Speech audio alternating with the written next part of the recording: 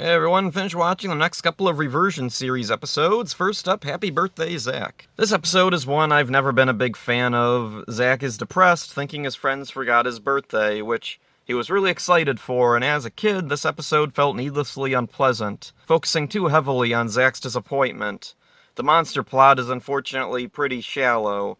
The Nasty Knight is just a random nobody, though I do remember liking the parts where Squat and Babu had to forge his sword. I'm hoping I'm not just confusing that with Jew-Ranger. Maybe I'll come around to it this time. The beginning has Ernie getting soapy gloop leaked all over him, leaving him nearly buried in it before Billy realizes and turns off the source of the gloop, an invention of his. Typical sitcom shenanigans, but that's all fine. Billy's invention was a cake machine. The Rangers and Ernie are planning a surprise party for Zack. Ernie says to some of the Rangers, the Power Rangers will do for Angel Grove what Batman did for Gotham City. Does this imply Batman exists in their universe? Someone write a fanfic where the Power Rangers meet Adam West Batman. Do it now. Bulk and Skull come in and harass the Rangers. It's nothing special. I remember the scene of Bulk falling in balloons more from its inclusion in the end credits. On the moon, Rita wants to disrupt Zack's upcoming birthday with a monster and settles on Nasty Knight. We see a flashback of its use on Tarmac 3, another planet. She used the Knight against a warrior there. I recall being intrigued as a kid whenever the bad guys brought up some lore. I loved especially when they'd use actual footage to accompany it. This really triggered my imagination. It made me wonder what the story was, what happened on that other planet, who was involved, what was the goal. Zack comes by the juice bar and everyone scrambles to hide their party supplies. Finster, Squat, and Babu work on a sword for Nasty Knight. I always wondered why the sword wasn't just brought to life with the Knight. Oddly, Finster's clay sculpture that was shown earlier doesn't appear to be used in the creation of the latest monster. Rita chants a spell and the Knight appears out of a tree. Maybe the sculpture was put in the tree or something? Now we get to the Rangers playing dumb concerning Zack's birthday. The actors all do fine, and the music is trying its best to keep the tone goofy, but man, I find this difficult to watch. Zack feels neglected and runs away. Rita ambushes him with her new monster. The edits have been pretty minimal so far, but here we get a couple in quick succession. There's a bizarre moment where Squat has a video camera suddenly shoot out colored balls of light and explode. I'm kind of wondering why the plot isn't the Rangers trapped in the video camera. Isn't that what happened in Jew-Ranger, or they teleport through it somehow or something? Zordon detects what's going on. Alpha 5 sounds like he has a cold. Ay, ay, ay, ay, ay! It's Zack! And Rita Repulsa really fries my circuit boards. I think this must have been produced really early on, before Richard Horowitz really nailed the voice down.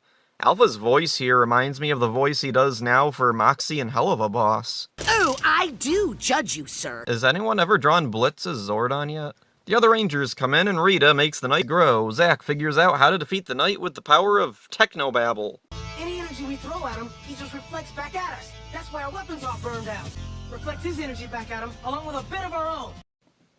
Whatever that means. They finally reveal to Zack his surprise party. Everyone dances to the most early 90s song ever. I'm still not a fan of this one. The human plot is about as thin as it gets, and the bad guys are just generic. This episode got a home video release, which is probably why I remember it at all. Definitely a contender for one of the weakest early episodes, up there with Teamwork. Next up, no clowning around. From one of my least favorite to one of my most favorite. Early MMPR has Dino Thunder levels of shifts in quality. I loved this one as a kid. My friends were freaked out by it though because they had phobias of clowns. A commercial bumper in this one has a creative circus theme to it.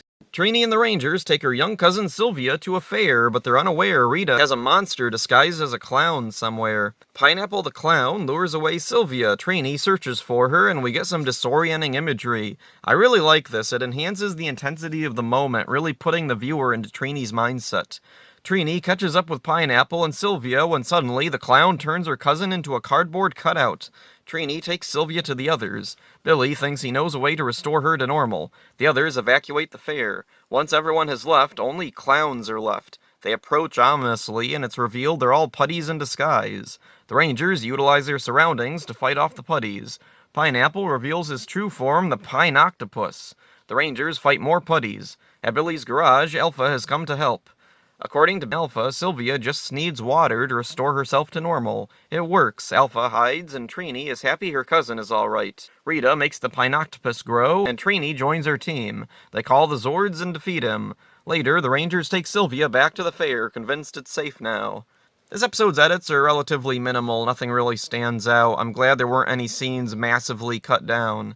There's a lot of unique moments here. The putties get little clown frills, and I kind of wish the putties would adapt to the plot more often. They do this a few more times after this, like the football uniforms or the cowboy outfits.